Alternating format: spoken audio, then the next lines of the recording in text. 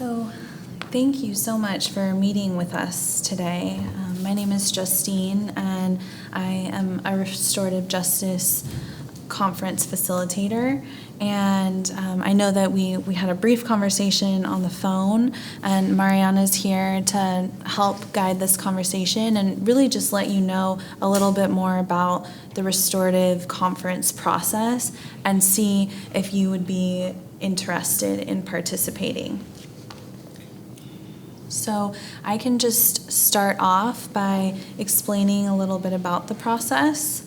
When we say a restorative conference, what we mean is that would be an opportunity for you to come together with David, the other student that you fought with, to talk about the incident that happened and take responsibility for the pieces that you can. And we'll talk a little bit more about that.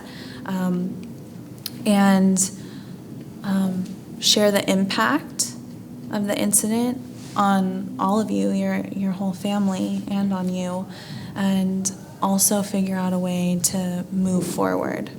Part of that process also includes having mom and dad present and other members of that might be a support to you and to David, to the other student, so that it becomes a community process and a way that everyone that was involved and also impacted by the incident could support each other in moving forward.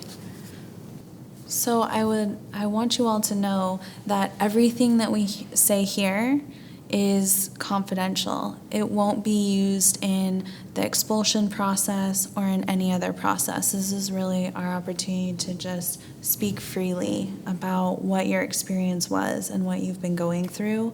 And the only caveat to that is mandatory reporting. So if anyone was going to hurt someone else or yourself, then we would have to follow up with that to make sure that you're safe. So Derek, would you like to share with us what happened maybe prior to the incident and then during the incident? Okay.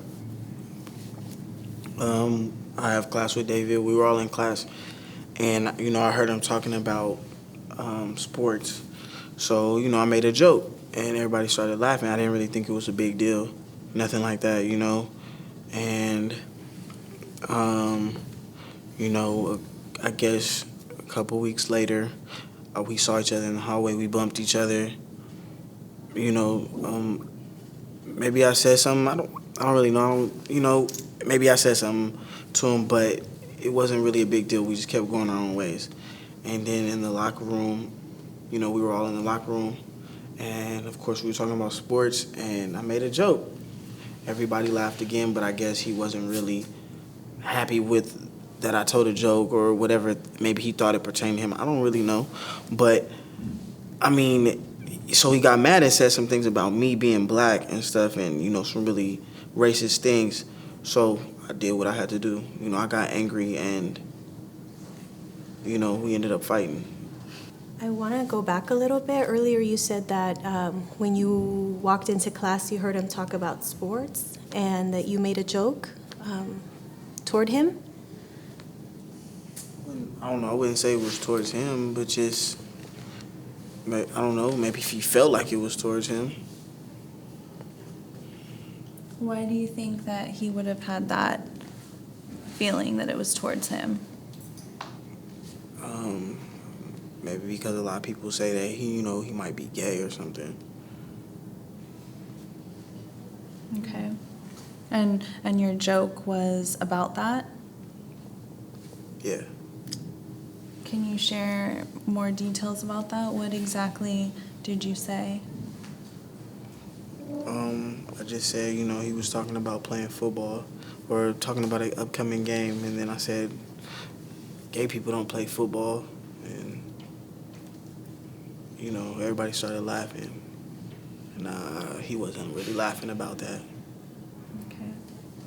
Derek, I'm asking these questions because these are the types of questions that are going to come up in the conference, and that others that are there, they're going to want answers to these types of questions. So I want to make sure that you feel really prepared for that experience.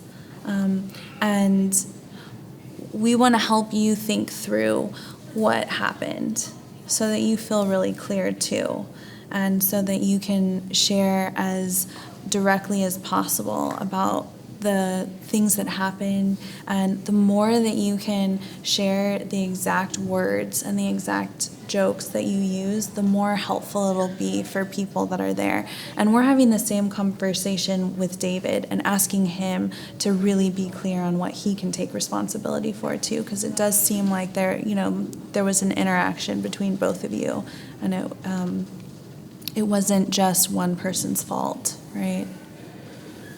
Yeah. So in the spirit of that, if we can kind of talk a little bit more about what exactly was said, because that'll be really helpful to share with everyone too, even though it's hard, I know. Okay. When you saw his reaction, did you know then that maybe it wasn't a joke, or? Yeah. Yeah, but I mean, I guess in the moment people were laughing, so I really didn't care. And thinking back to that moment, if you were on his end of it and someone called you something that maybe hurt you and everyone was laughing, what do you think that experience may have felt like for him? It probably felt pretty bad.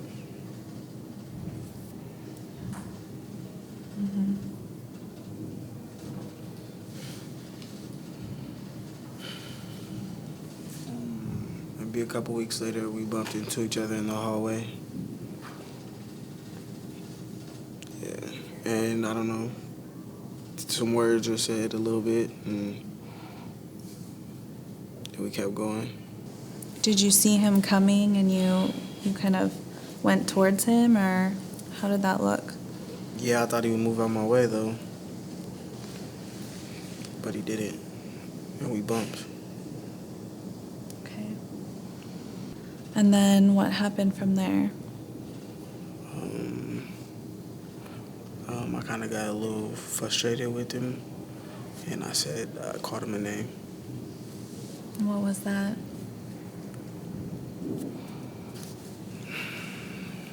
I called him a faggot.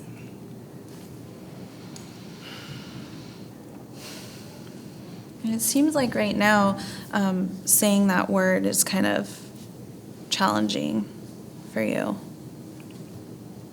Yeah.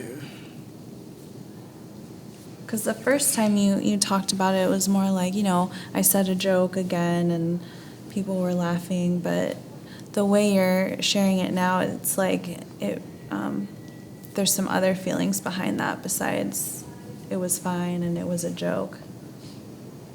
How are you feeling about that?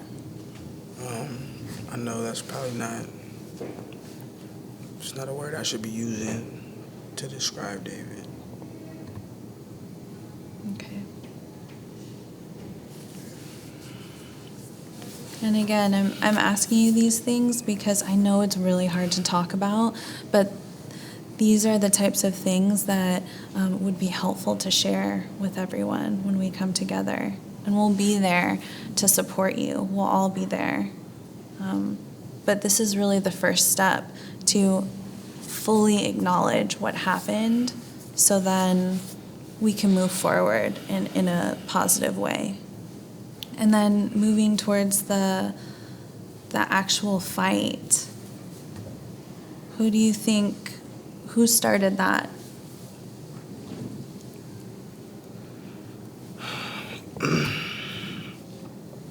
I probably started it because I said another joke in the locker room. Probably. I did say another joke. Okay.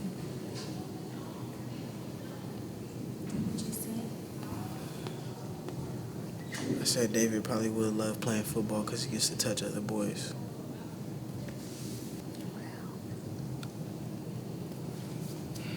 Is that what being a man is to you?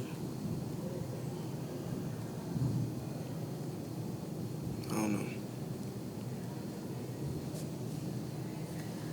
When you guys hear that this is what happened,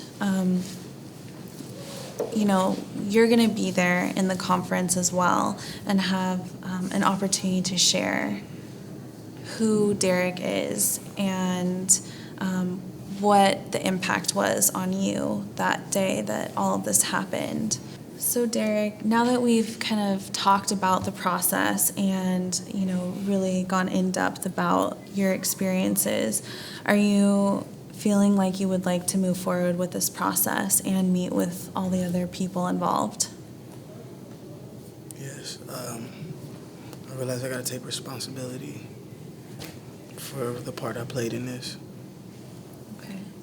Perhaps you could start thinking about what you could do to make things better with David and repair any harm that was done or the harm that was done. And then also think about what you would say to him on that day. Maybe say to his family.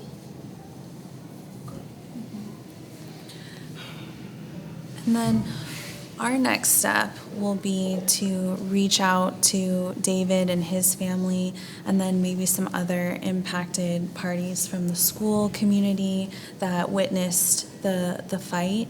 And then we can schedule right now our next time to meet, and at that point we'll have some updates for you after we talk with others, and then we can continue processing this together.